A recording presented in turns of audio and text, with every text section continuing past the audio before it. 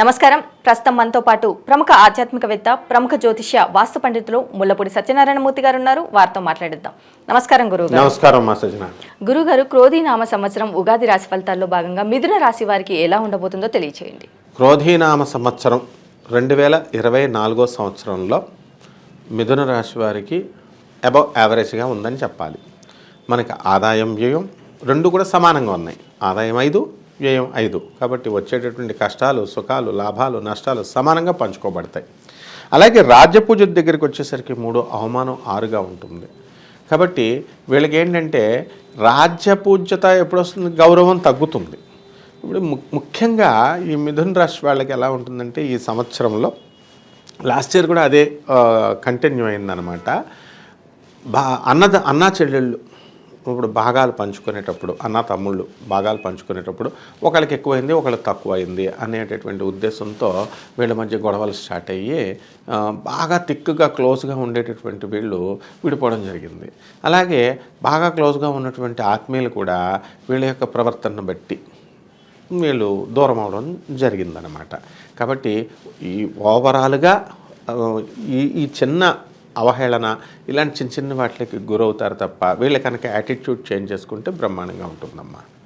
మరి అలాగే వీరికి మొదటి 4 నెలల పాటు ఎలా ఉండబోతుందో తెలియజేయండి. ఈ మొదటి 4 నెలలు కూడా మనకి ఈ మిథున రాశి వాళ్ళకి వ్యాపారంలో చక్కగా ఉంటుంది. ఏ రకంగా మనకి మిథున రాశి వారికి లాభములో ఉన్నటువంటి గురుడు మే 1 వరకు కొత్త వ్యాపారాలు ఈ మొదటి 4 నెలల్లో స్టార్ట్ చేసుకోవచ్చు వీళ్ళు.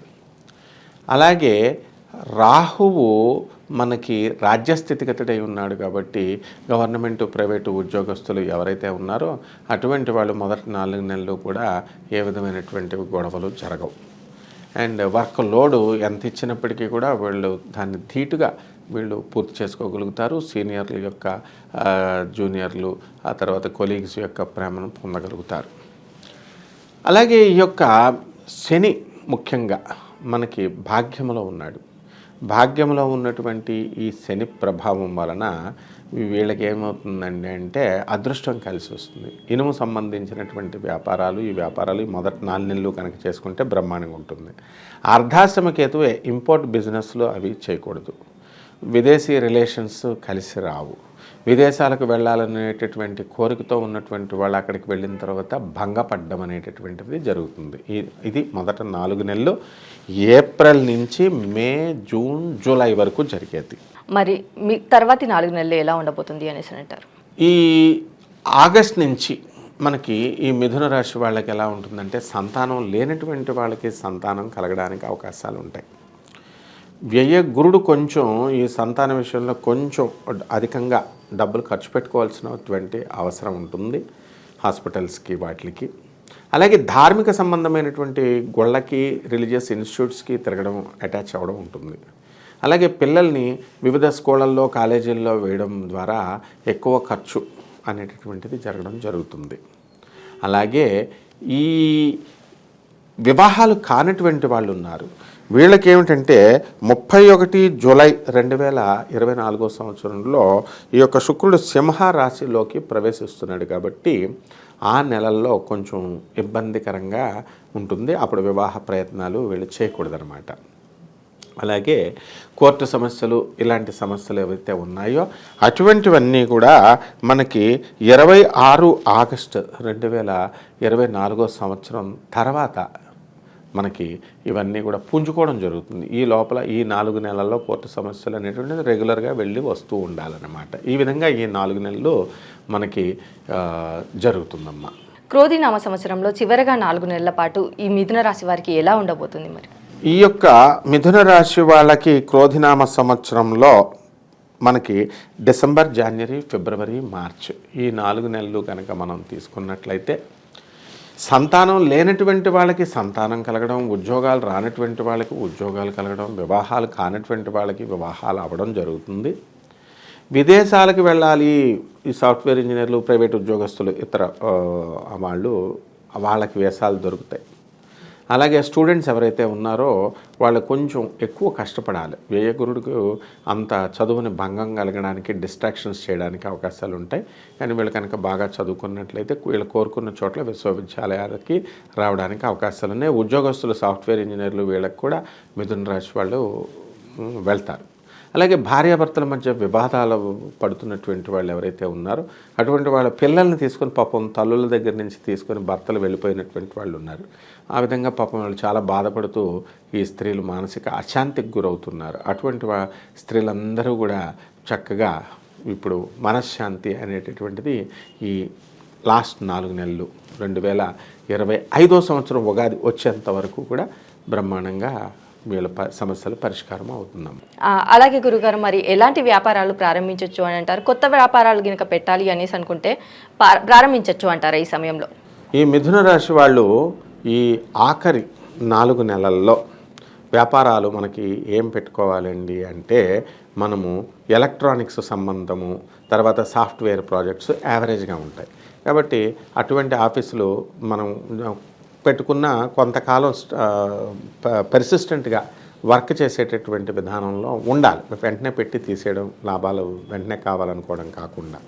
ఇక ఇనుము సంబంధించినటువంటి వ్యాపారాలు వీళ్ళు పెట్టుకుంటే బాగుంటుంది. స్క్రాప్ బిజినెస్, మెషినరీ, ఫౌండరీస్, తర్వాత మోటార్ వెహికల్స్, ఇలాంటి వ్యాపారాలు.